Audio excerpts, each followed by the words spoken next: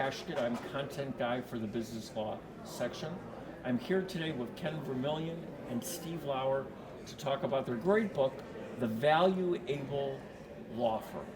And this is really what I would say one of those fascinating books that's theory, but has a very practical bent. Okay, from what did you derive the concept of value-related qualities? Explain that to me. Well, I'm going to go first because I told my friend Steve that given the first opportunity, that I was going to give him credit for the idea, and this is true. Back in the early days of our relationship, Steve had already been pondering ways to think about different alternative fee arrangements. And in many ways, I just piled on to his particular ideas because I think they are terrific ideas. Steve, did I do that well? Well, thank you, Ken. I appreciate that. I have been in the management side of law departments for quite a few years, and one of the challenges I always encountered was related to fees, Right. as many in-house lawyers do.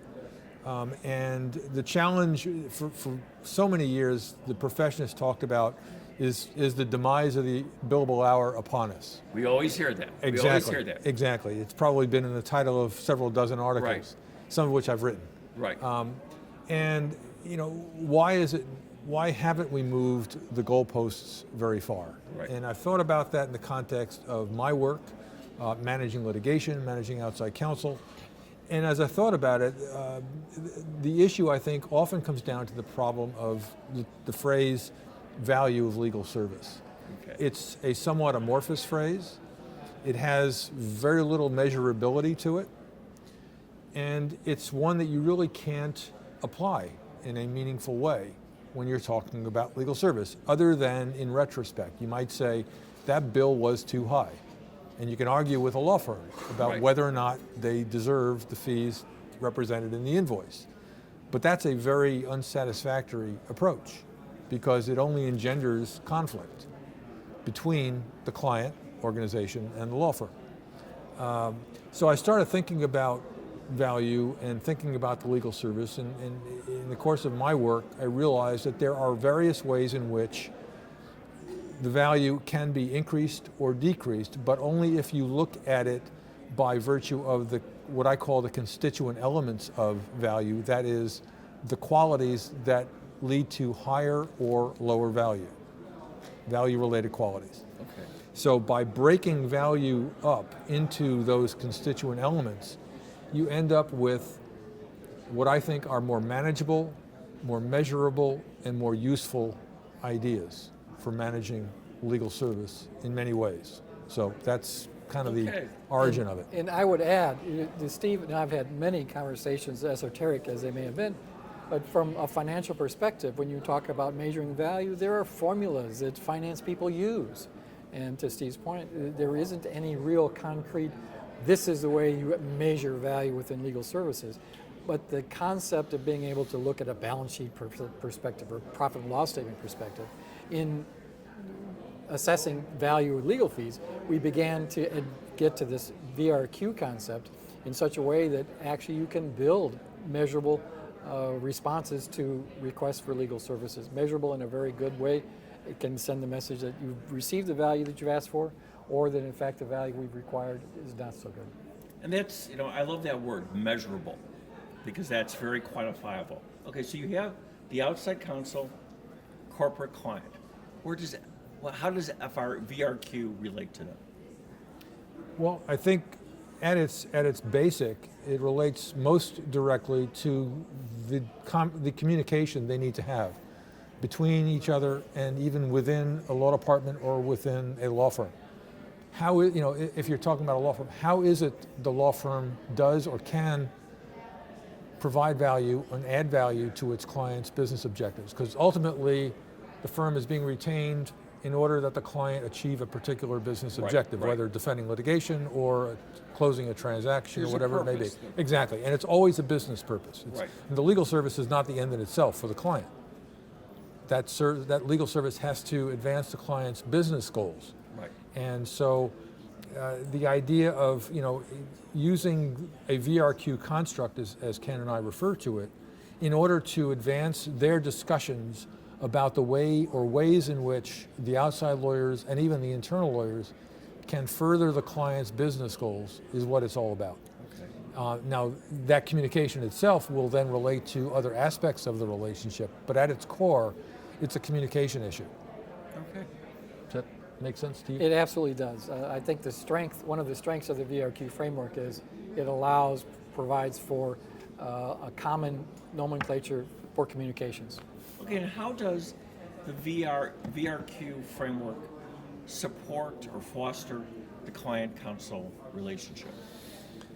Well, particularly if you're talking about what the client needs from the law firms with which it works, the more specific you can be, the better off you, the client, and the law firm will be, because it's easier to come to an agreement if you've got a more defined idea in mind about what the client's need is. If the client needs something done quickly because of the circumstances of the engagement, that should be a topic of their discussion. Okay. The need for speed, basically. If that's not the case, if it's not an urgent matter, then you might focus on other aspects. Might be cost, it might be responsiveness, it might be measurability itself for the client's needs. But this way you can focus on what is most important to the client as opposed to the lesser important things that the service provides. And how do you find this out? What due diligence do you have to do on your part to find out what are these priorities? Well, there's a fundamental understanding of need. As Steve has referenced, it might be speed, it might be cost, it could be any number of things. At the same time, the firm themselves have certain things that they need that are important to them. And what these VRQs do is that they provide for the ability to have conversations that translate both sides of the table and can make it very clear to the corporate client what's important to the firm in terms of delivering the services being contracted for, as well as it gives the client the opportunity to say, within the culture of my organization and within the goals of within the strategic goals of the company, these are the things that are important to us in managing this particular matter or bank of matters. Does that make sense, Steve? It does. And for law firms these days, it's always been the case, but I think it's become more important to focus from a law firm perspective on client satisfaction. If a client's not happy, it's not going to be a long-term client. Now, it may not say much until it terminates the relationship, but the need to satisfy those expectations, if not exceed them, has become more important over time as opposed to less important. And so the more you can focus your efforts in providing service on the ways in which the client wants to be served, Right. the more effective you'll be in the client's eyes, and therefore the more satisfied the client is likely to be. Okay, so it's a part of it is providing the service, but also tell us about the financial accountability, because there's also, Yes. which had become, can we say, a bigger aspect these days. Oh, absolutely. Absolutely. The financial side of the equation bubbles up in corporations being very sensitive to things called budgets and delivering results within confines. I think one of the great things that the VRQ framework does, and I've said before that it's not a crime to be over budget, it's a crime to be over budget and not know why, is it provides a format that allows the law firm to understand and communicate effectively and efficiently and quickly if necessary, where if a fee has been struck, if an hourly rate arrangement has been struck, and it doesn't appear to be something that's viable and good for the firm, they now have a cheat sheet for going back to the client saying, hey, these were things that we didn't anticipate. We gave you a range for what we thought this particular matter might cost, but essentially we have gone through a discovery process, things have bubbled up that are different than what we imagined, and this is what it looks like in the future from this particular point in time. You need to know this. And then that gives the client an opportunity to listen, be educated, and weigh in terms of next steps as well. And it provides a justification for the fees. Absolutely. Yes, it provides a framework that justifies this. Here's why they are the way they are. Because one thing that I want to make clear That's a good is that you're never saying that the lawyer himself or herself is not valuable. No. But it's just, okay, here is the here are the cafeteria services, and here's the value added to that. It's also important to recognize that VRQs also encompass things that relate to the firm, for example. Different law firms provide different VRQs to clients. You've got the firms known for bet the company cases, right, and they can provide unimaginable value in saving a company from going down the drain. Right. That same firm, if retained to defend against a slip and fall case, will probably provide negative value. Right. Because it's oriented toward the bet the company type of matter, as opposed to the $5,000 slip and fall because of a wet spot on the floor of the supermarket. Right, right. So, the VRQ for that firm is oriented toward a particular type of matter. If that doesn't match up with the client's needs, the sooner you know that, the better. So the benefit is for both. We know Yes, we know what the VRQ is for the corporation. We're Right. saving money. We know the value we're getting. But what do you see the big benefit for VRQ for the lawyer, for the law firm? I think it provides a basis for establishing a relationship that can be long-term. The ability for the law firm to utilize the VRQs, the ability for the client to express what's important to them in the confines of the VRQs, allows for a give and take around the management of legal affairs, and if the results and expectations are met, the likelihood of that firm being redeployed and used in other matters is very, very high. It's a great tool for helping law firms become better relationship managers of that relationship with the client. And who would you say? I think you have a very broad audience for your book. Who would you say really benefits from the information in your book? I think it gives who benefits the most, or the because I could in-house counsel, the in-house counsel charged with responsibilities for managing specific matters. Right. The general counsel who is able to take VRQ information, distill it, and use it in informing chief executive officers of the State of the Union in various matters. And I think it provides the law firm themselves an opportunity to get in get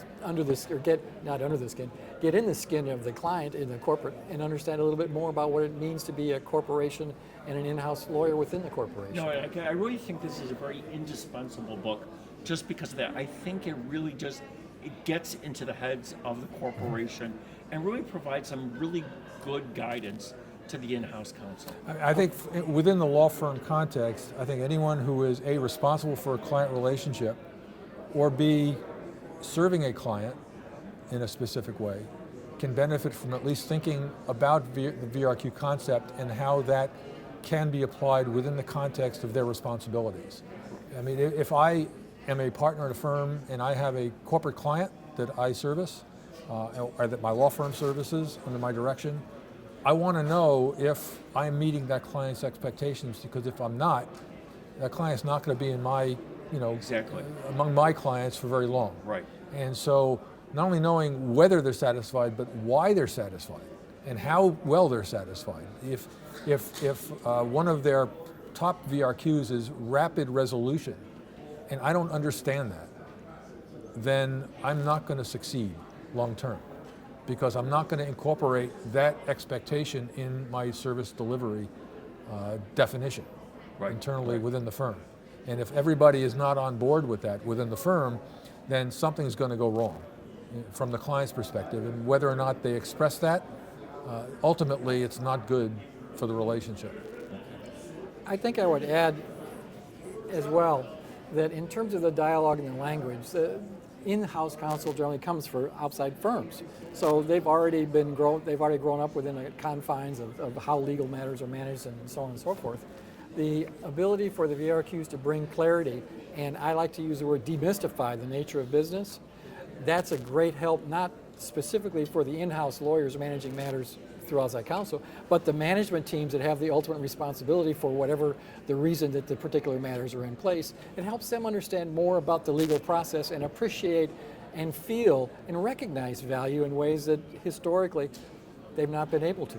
So what you've just described is so simple, so logical. Why hasn't it,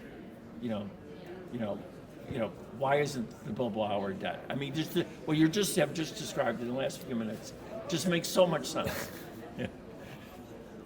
Change is hard. Change is hard. Is it And also, to be blunt, I mean, a lot of law firms are structured on the back of the billable hour, or at least Right.